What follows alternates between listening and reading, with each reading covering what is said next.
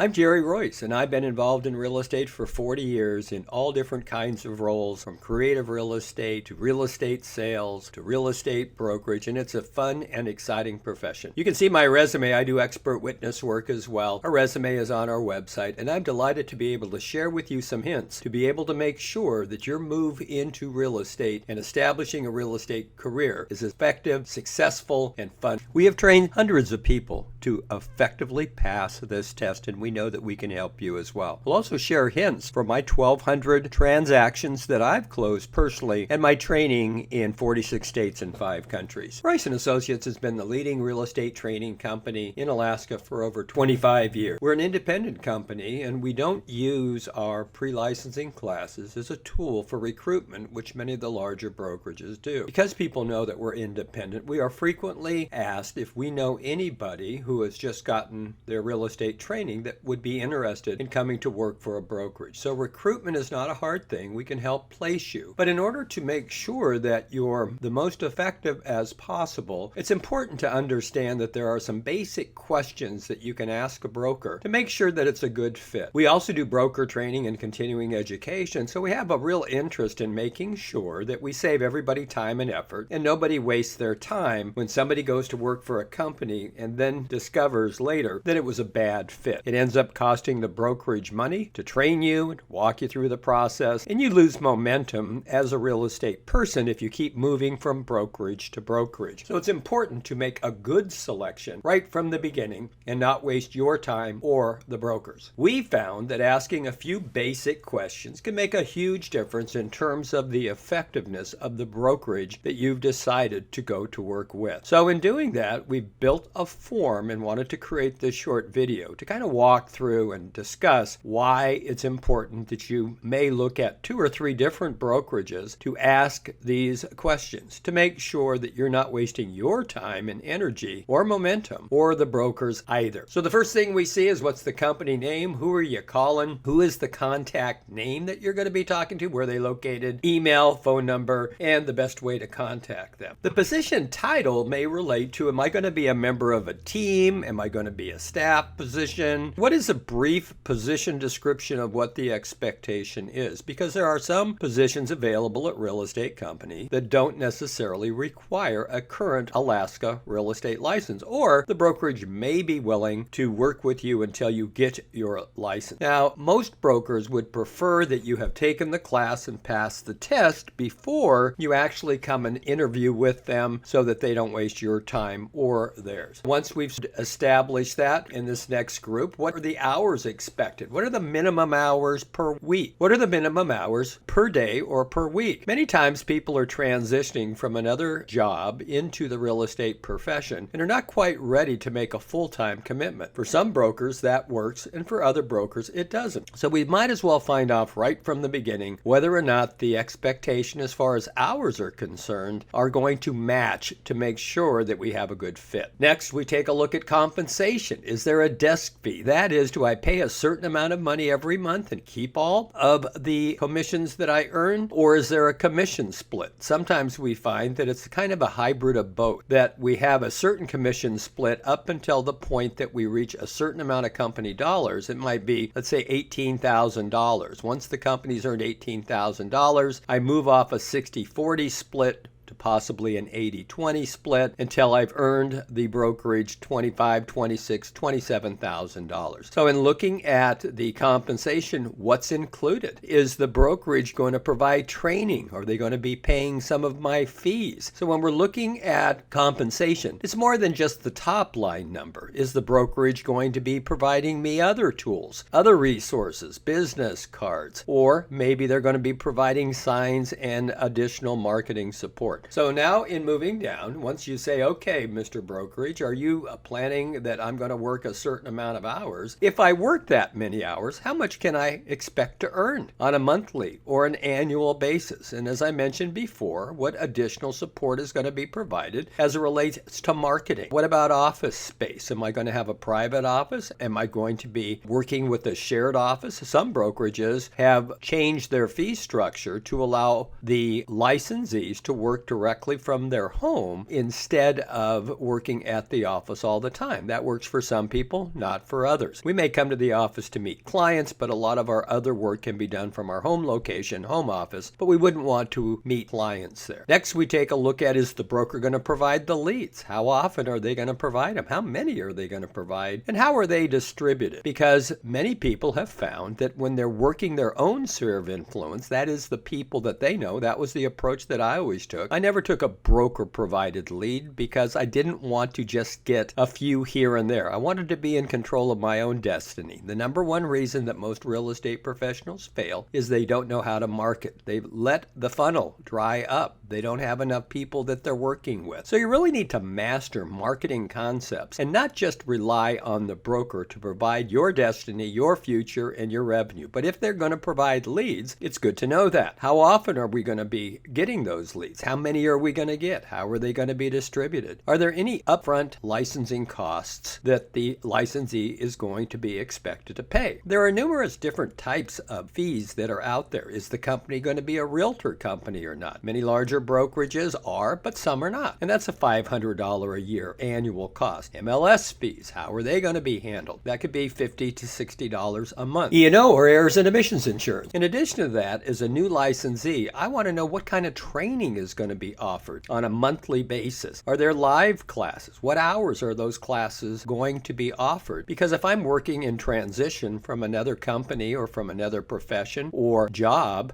I may not be able to fit the hours where the training is going to occur, but there's more than one way to get your training. What about video or audio resources, online training? And then finally, are there any additional comments, requirements, or expectations that the brokerage has? By being able to review all of the questions that you might not have thought of, by sitting down with the brokerage or the person who is attempting to recruit you to join their company, one of the strategies, if you're a little concerned about asking the questions, is print 2 copies of this form. And when you go to interview with a broker or a sales manager, give them 1 copy and you keep 1 copy and say, Jerry Royse said I should talk to 2 or 3 different brokers so that I have a good understanding of what will be the best fit so that I don't waste the brokerage's time or my time. So why don't I give you a copy of this and we'll walk right down these, because then you can find that the person that is interviewing you will answer the questions for you without you necessarily having to ask. We hope you found this helpful.